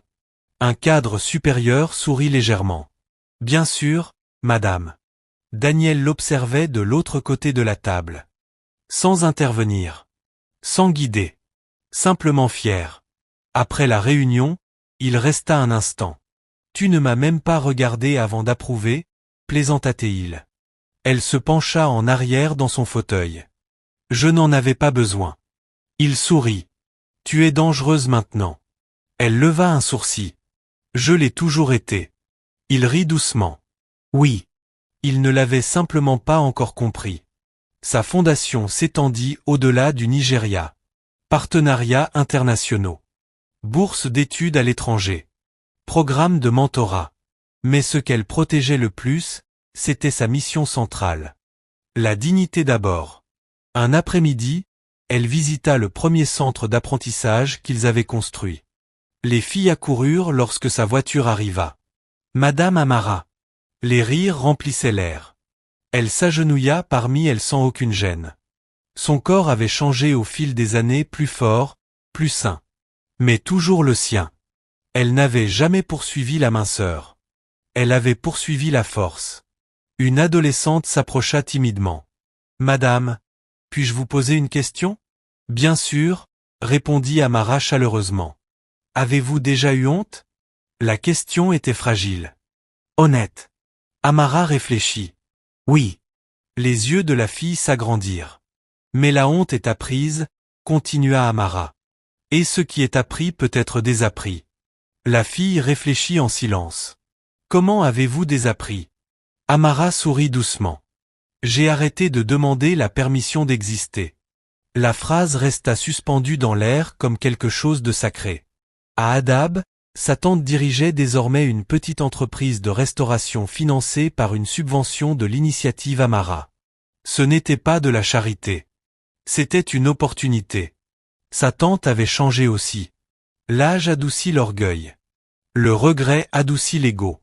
Un soir, Amara visita le village seule. Pas de convoi. Pas de médias. Elle passa par la petite cuisine de sa tante. L'odeur du ragoût remplissait l'air. Tu es venu sans prévenir, dit sa tante surprise. Je le voulais, répondit simplement Amara. Elles s'assirent dehors sur des tabourets en bois. Pendant un moment, elles parlèrent de choses ordinaires. La météo, les prix du marché, les mariages du village. Puis sa tante la regarda attentivement. Il te respecte maintenant. Amara pencha légèrement la tête. Le respect n'est pas une revanche. Sa tante hocha lentement la tête. Je pensais autrefois que le mariage était le seul salut, admit-elle. J'avais tort. Amara observa son visage. Le mariage ne m'a pas sauvé. Qu'est-ce qui t'a sauvé? Elle sourit légèrement. Le fait de croire que je valais plus que la simple survie. Sa tante avala difficilement. Je ne savais pas comment enseigner cela. Je sais, répondit Amara doucement. Et elle le pensait sincèrement. Des années auparavant, elle se tenait devant une porte comme une plaisanterie. Maintenant, elle se tenait sur des podiums comme une leader. Mais la transformation la plus importante n'apparaissait pas dans les titres des journaux. Elle était intérieure. Un soir, alors que la pluie tombait doucement sur la gosse, Amara et Daniel étaient assis sur le balcon. Le même balcon où elle s'était autrefois sentie incertaine. Les lumières de la ville scintillaient en dessous. Penses-tu parfois à ce jour-là? Demanda Daniel doucement. Lequel? Celui de la porte. Elle sourit lentement. Parfois. Et elle posa doucement sa tête contre le dossier de la chaise. Je ne me sens plus embarrassée. Il attendit. Je me sens reconnaissante. Il la regarda, surpris. Pour avoir été moquée, pour avoir survécu à cela, précisa-t-elle. La pluie tapotait doucement contre la rambarde en verre. Si on m'avait célébré à ce moment-là, continua-t-elle, j'aurais peut-être cru que ma valeur dépendait de leur approbation. Il hocha lentement la tête, et maintenant elle regardait la ville. Ma valeur n'est pas négociable. Les mots étaient simples, inébranlables. Quelques mois plus tard, elle reçut un prix, leader humanitaire national de l'année. La cérémonie fut télévisée. Lorsqu'elle traversa la scène pour le recevoir, les applaudissements furent tonitruants. Mais ce qui attira le plus son attention n'était pas le public dans la salle. C'était le flux des caméras projetées sur le grand écran derrière elle. Dans de petits cadres partagés, des communautés à travers le pays regardaient en direct. Parmi elles, dans un village d'Hadab, des femmes au marché, des enfants au centre d'apprentissage, sa tante assise fièrement devant une petite télévision. Amara prit le micro. Cette reconnaissance ne m'appartient pas seulement, commença-t-elle calmement. Elle appartient à chaque fille à qui l'on a dit qu'elle était trop. Sa voix était assurée. Elle appartient à chaque enfant qui a appris à se rétrécir pour survivre. La salle se tut. Vous n'êtes pas trop, dit-elle clairement. Vous étiez simplement entouré de personnes qui ne pouvaient pas mesurer votre valeur. Les applaudissements éclatèrent. Mais elle n'avait pas fini. La plus grande transformation n'est pas de passer de la pauvreté à la richesse, continua-t-elle. Elle consiste à passer du doute de soi à la confiance en soi. Le public se leva, ovation debout. Mais quelque part plus profondément, quelque chose d'autre se tenait aussi. La clôture, la résolution intérieure. Plus tard dans la nuit, après le départ des caméras et l'évanouissement des applaudissements, elle se tenait seule dans sa loge, tenant le prix. Pas un large sourire, juste la réflexion. Il y avait eu un temps où elle croyait que son histoire se terminait par l'humiliation d'un mariage forcé, par la moquerie, par le fait d'être rejetée. Maintenant, elle comprenait autre chose. Le commencement ressemble souvent à la fin quand on ne peut pas voir au-delà. Daniel entra doucement. « Tu as bien fait, dit-il doucement. » Elle posa le prix. « Tu sais ce qui est drôle ?» demanda-t-elle. « Quoi ?» Il pensait que m'épouser avait changé ma vie. Il sourit légèrement. « Ne l'a-t-elle pas fait ?» Elle s'approcha. « Cela m'a donné des opportunités. » Elle toucha légèrement sa poitrine. « Mais cela a changé ma vie. »« Ton cœur ?» tenta-t-il. « Ma croyance ?» corrigea-t-elle doucement. Il hocha lentement la tête. Oui, c'était cela. Des années plus tard, les enfants d'Adab grandiraient en entendant son histoire. Mais pas comme des ragots, comme une légende. Pas l'orpheline ronde, pas la mariée pauvre, mais la femme qui a construit des portes là où il n'y avait que des murs. La femme qui est revenue sans amertume, la femme qui a prouvé que la dignité ne se reçoit pas, elle se réclame. Et ceux qui riaient autrefois, ils ne se sentaient plus honteux parce qu'elle les avait humiliés. Ils se sentaient honteux parce qu'elle ne l'avait jamais fait. Voilà la différence. Le pouvoir qui cherche vengeance brûle vite. Le pouvoir qui construit dure. Et Amara Okafor, elle n'était plus la fille que personne ne voulait. Elle était la femme qu'ils avaient sous-estimée. Et cela, au final, fut leur plus grande erreur. Si vous avez apprécié l'histoire, abonnez-vous à cette chaîne et dites-nous d'où vous regardez. Passez une merveilleuse journée.